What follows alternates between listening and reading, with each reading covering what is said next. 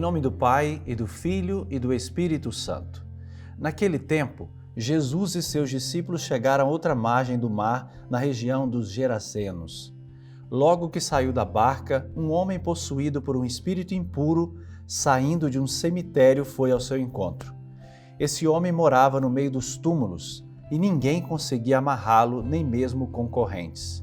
Muitas vezes tinha sido amarrado com algemas, mas ele arrebentava as correntes e quebrava as algemas, e ninguém era capaz de dominá-lo. Dia e noite, ele vagava entre os túmulos e pelos montes, gritando e ferindo-se com pedras. Meus irmãos e minhas irmãs, um homem que morava no meio dos túmulos é o episódio do Evangelho de hoje.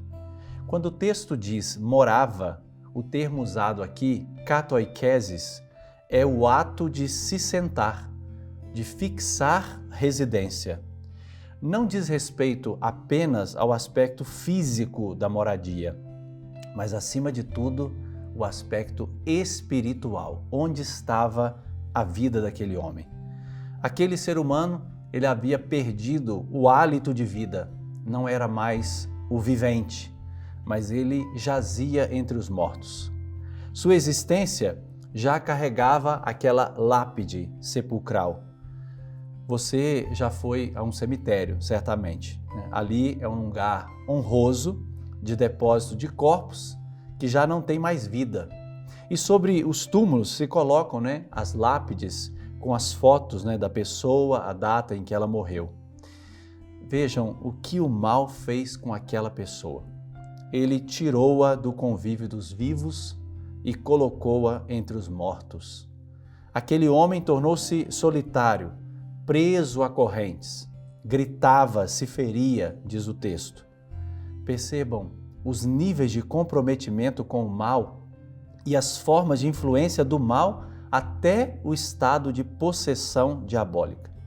Porque o demônio não possui alguém da noite para o dia, de uma só vez.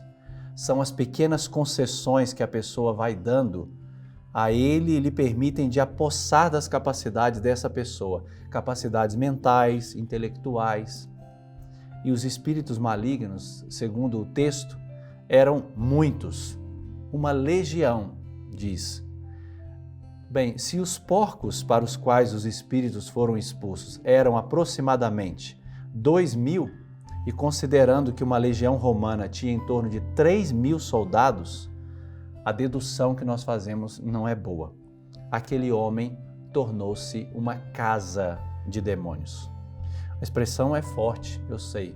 Eu não gostaria nem de dizer isso, até porque a doutrina sobre os demônios, sobre o mal, não deve ocupar o centro das nossas pregações, homilias e sermões. É Cristo o centro. Mas não podemos negar o nível a que chegou esse homem. Muita atenção, viu, às sutilezas do demônio no tempo de hoje, porque ele é muito astuto. O final do episódio não é dramático, porque o final do episódio é a vitória de Cristo sobre o demônio, porque Cristo é imperador. Nenhum poder maligno supera o poder de Cristo. Por isso, sirvamos ao Senhor e a ninguém mais, e entreguemos o nosso coração inteiramente ao Senhor, para que o Espírito Santo nos possua e nós façamos em tudo a vontade de Deus. Sobre todos vós desça a bênção do Deus Todo-Poderoso, Pai e Filho e Espírito Santo. Amém.